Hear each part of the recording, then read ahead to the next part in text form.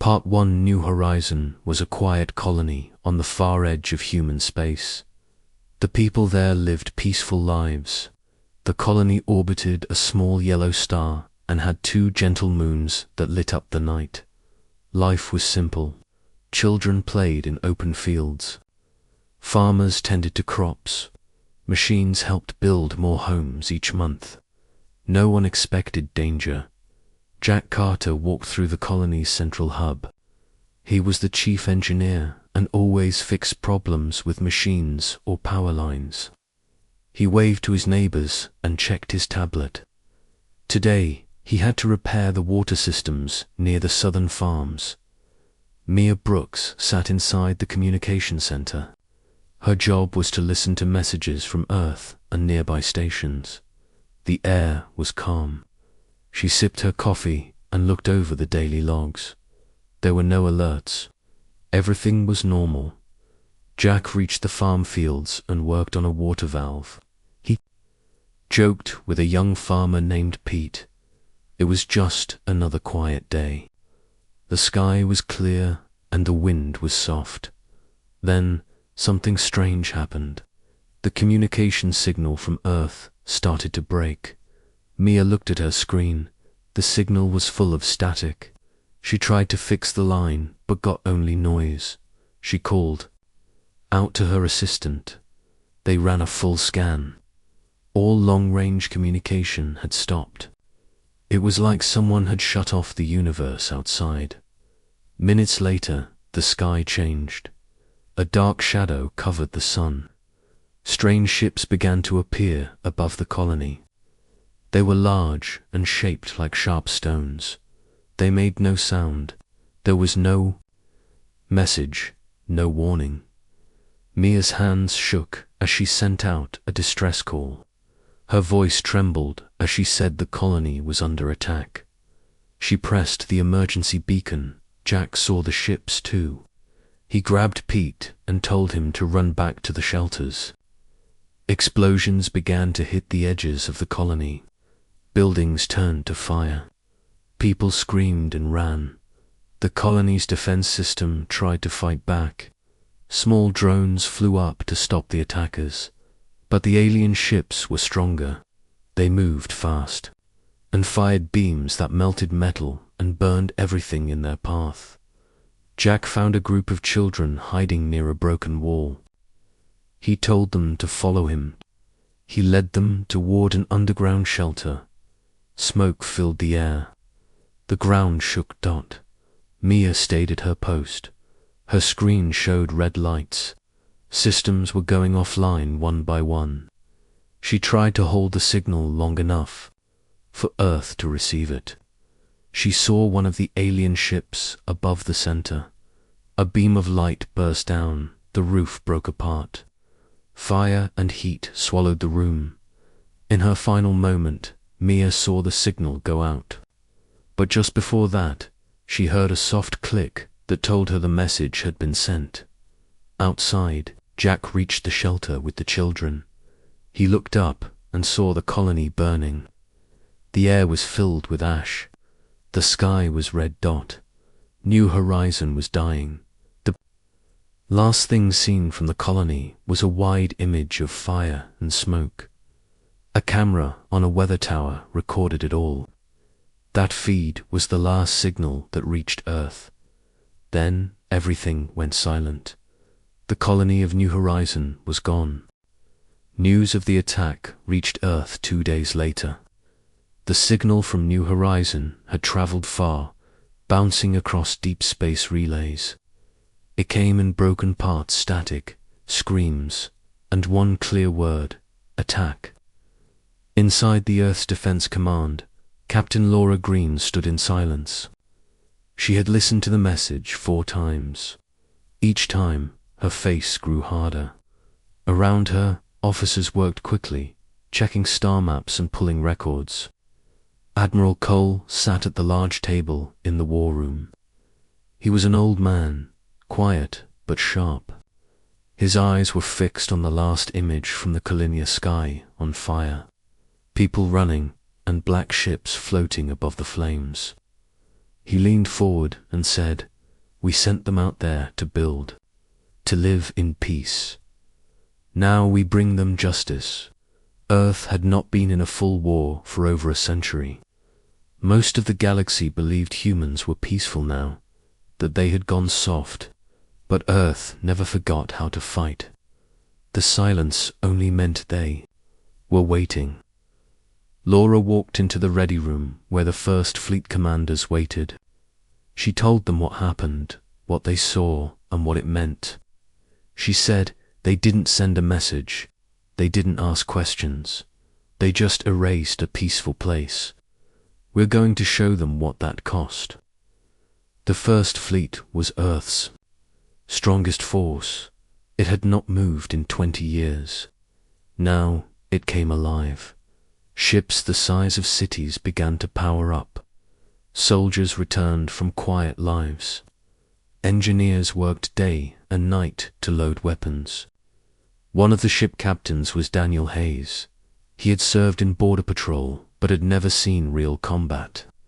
Now he stood on the bridge of the ship Liberty, looking at the mission details.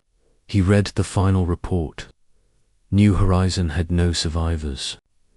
Daniel closed the file and said to his crew, "Prepare everything. We leave in 6 hours." Back on Earth, people were afraid. They had watched the news. They had seen the smoke and fire. But most of all, they saw the silence after. No one had claimed the attack. No name, no demand, just death. In a small town in Colorado, a girl named Lily sat with her grandmother. Her parents had lived on New Horizon. She held their last photo close. The house was quiet. Her grandmother looked at the sky and whispered, "They will answer for this." Across cities and stations, people stopped what they were doing. They raised flags, they lit candles. Some wept, some shouted, but all of them waited, and Earth answered. The fleet left orbit 3 days after the message arrived. Over 50 ships moved together in a long, bright line. Their engines lit up space. Their paths were straight and full of purpose. Laura Green was on the command ship, Ironwill. Her voice came through every channel. This is not a war of conquest. This is a message. No one touches Earth's people and walks away. Meanwhile, on a far planet in Sector 9, a council of alien leaders gathered. They belonged to the Zorath Union, a quiet empire that rarely spoke with outsiders. It was known for its speed and firepower. They had sent the ships that burned New Horizon. One of their commanders, Vexer, stood tall in the hall. He said, "The humans are slow. They will bark, not bite." An elder warned, "You do not understand them. You struck a nest. Now they come like fire." But most laughed. They believed the humans would stay in their corner, that they feared battle. They were wrong. For days after the fleet launched, a scout ship found the edge of the Zorath system. It was filled with strange energy fields and heavy defenses. Laura gave a simple order: mark everything. Prepare to enter. Daniel Hayes and his crew locked into attack mode. Pilots readied fighters. Cannons were loaded. Shields were raised. The crew moved without fear. This was not a mission. This was the hand of Earth. Back on Earth, every screen showed the live feed. The words across every broadcast said, "They wiped out a human colony. Earth's response begins now." In the silence of space, the fleet moved closer. The Zorath saw them arrive and sent a warning. But the humans did not reply. They only moved forward to 2. The fleet crossed into Zorath space. No words were spoken. No peace message was sent. The time for talking had passed. The lead ships moved first. They scanned every corner of space. Satellite stations turned and tracked them, but the fleet kept moving. They did not slow down. They did not turn. Captain Daniel Hayes stood on the bridge of the Liberty. His voice was calm. All weapons ready. Keep formation tight. No one moves alone. Fighter wings flew out from the carriers. Hundreds of small ships moved in perfect lines, like birds hunting together. Pilots stayed focused. They were trained for war, and now war had come. Laura Green watched from the iron will. She gave the command. Begin engagement. The first battle began near a mining moon. Zorath defense ships came fast. They fired beams of bright green light. The human ships answered with red bursts and rail rounds. The sky lit up with fire. The Liberty led the charge. Its main cannon fired and tore through a Zoroth cruiser. Daniel gave quick orders. 2 to the left. Cut through the flank. Don't let them form a wall. Explosions filled space. One human fighter was hit, but the pilot ejected safely. A rescue drone picked him up in seconds. The humans moved fast and hit hard. Zorath commanders were shocked. They expected fear. They got fury. At the main Zoroth station, Vexa shouted orders. Send everything. Block their path. Ships launched in waves. But Earth's fleet pushed forward. Laura gave another order.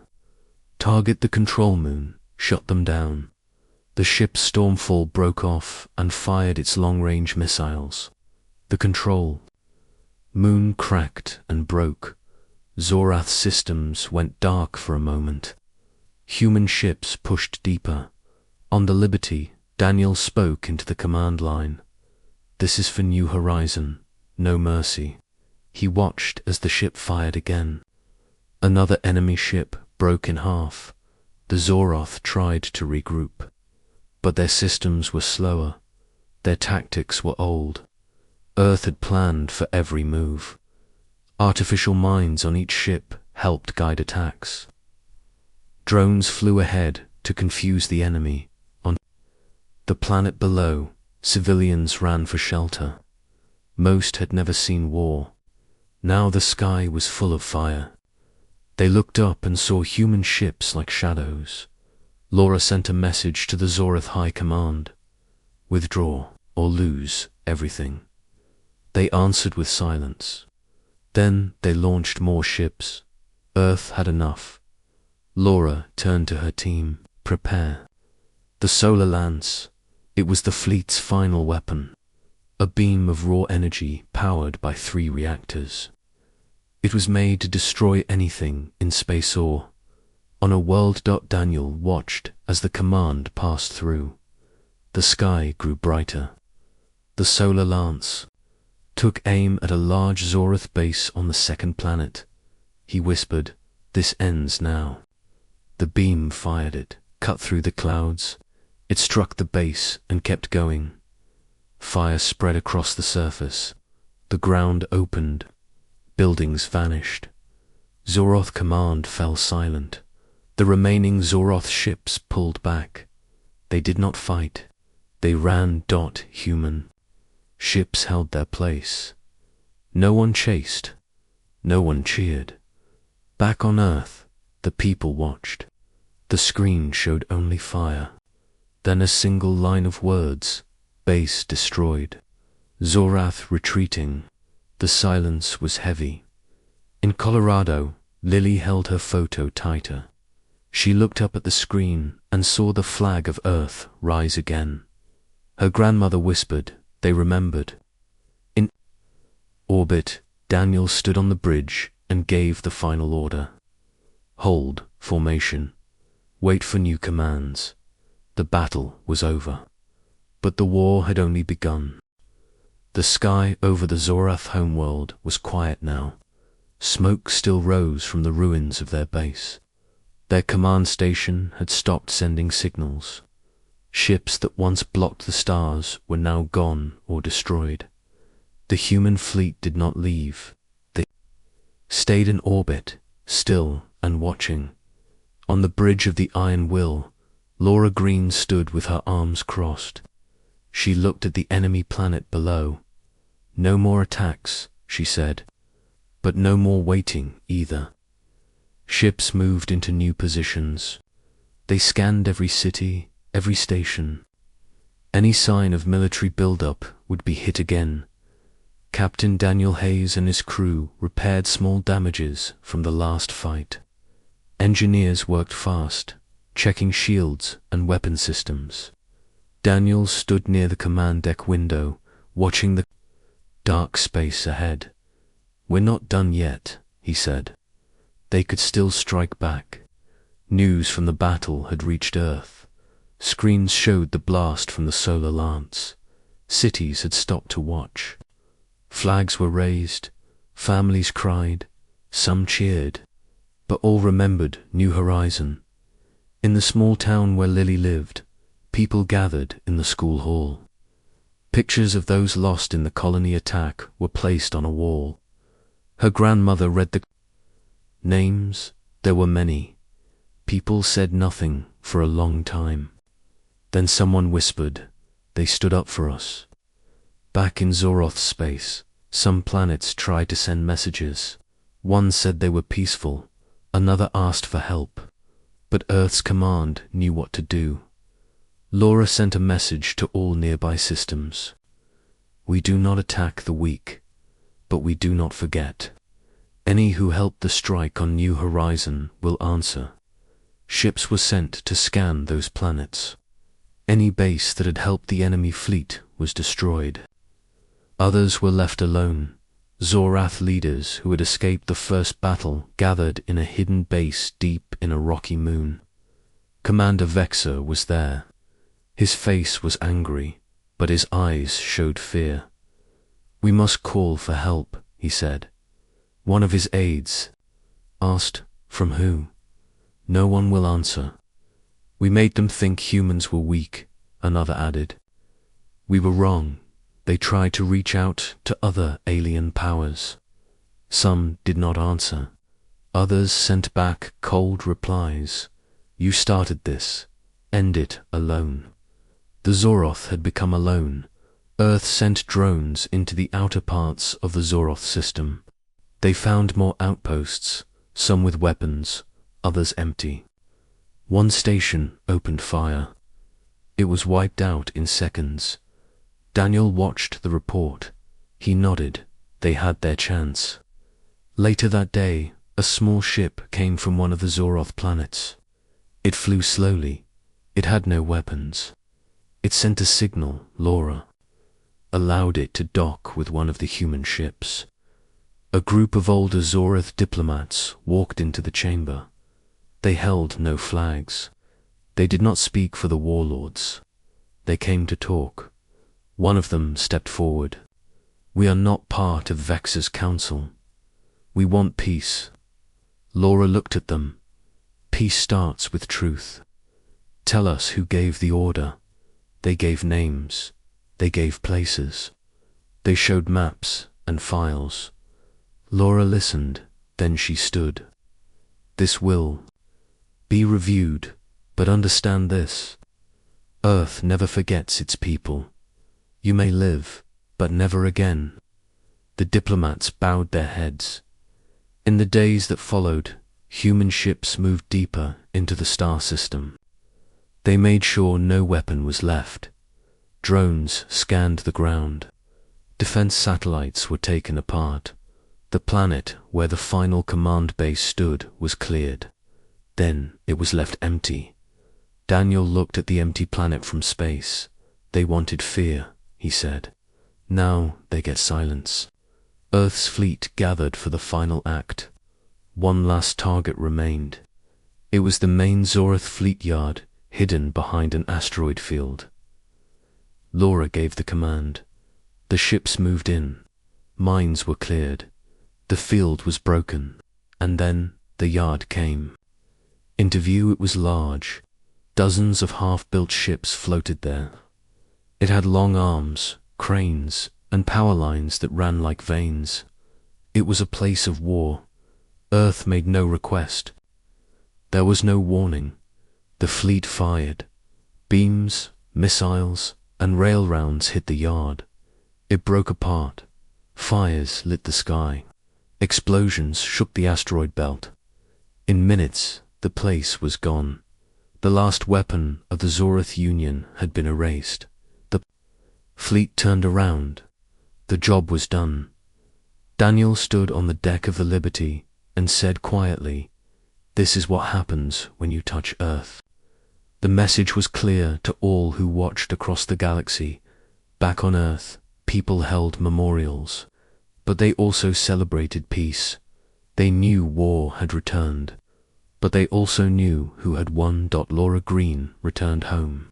She stood in front of the United Command and gave a speech.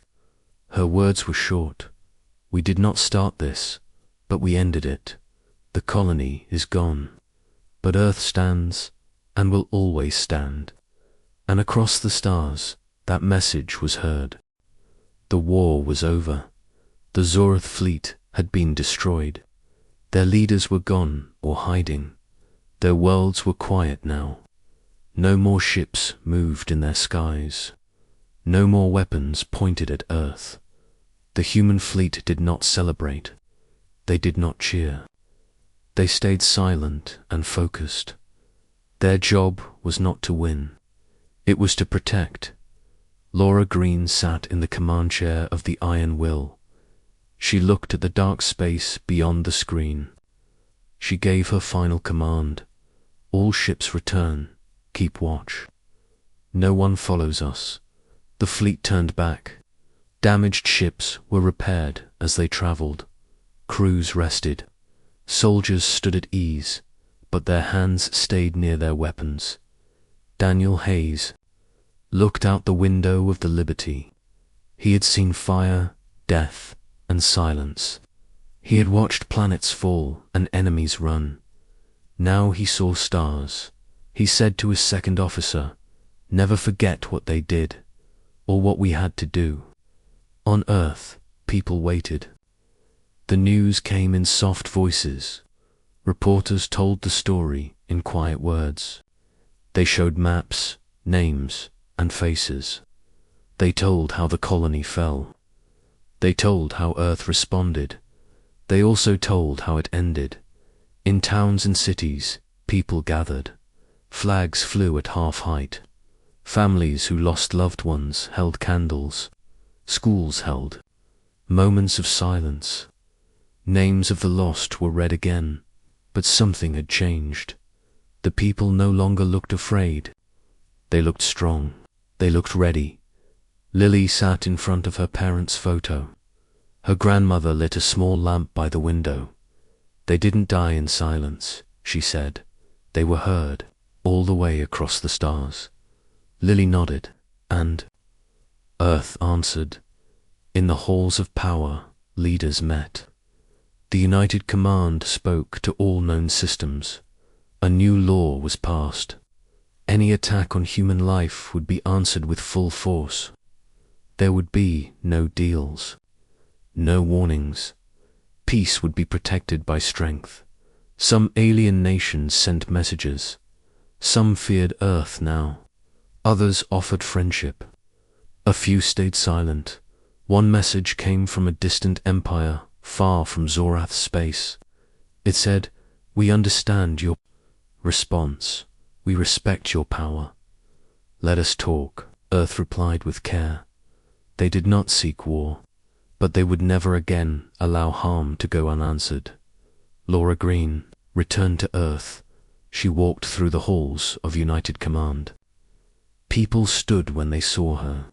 She said nothing and kept walking. She went to a quiet room where a large screen showed stars. She placed her hand on the glass. Behind her, a young officer asked, "Was it worth it?" Laura did not answer for a moment. Then she said, "It was necessary." Daniel Hayes also came home. He visited a quiet memorial where the names of the New Horizon colonists were written in stone. He stood there for a long time. A boy walked up to him and said, "My uncle was on the colony." Thank you, Daniel nodded. I wish we came sooner. But we came. The boy nodded back and walked away. Daniel looked at the sky and whispered, "We won't forget." Back in space, the remains of the Zorath system stayed quiet. Satellites drifted. Drones passed by, scanning for any sign of new danger. There was none but Earth kept a watch. They built new stations, faster ships, stronger weapons. They placed warning buoys around every system. Each buoy sent a clear message in every known language. Earth will not strike first, but Earth will finish. The war, years passed. New colonies were started. People once afraid of the stars, now reached for them again. Ships moved through space lanes with care but without fear. Lily grew older. She became a pilot and joined the Space Defense Corps. She flew near the same space where New Horizon had once been. She looked out at the stars and felt no fear. She spoke to her ship's log. This is where my parents lived. This is where they died. But they are not forgotten. We are here. We are strong. And we are never silent. Earth was no longer seen as just another world. It was known as the world that remembered, the world that answered, the world that erased a star, system to protect its own, and no species would ever forget the day humanity's silence turned into fire.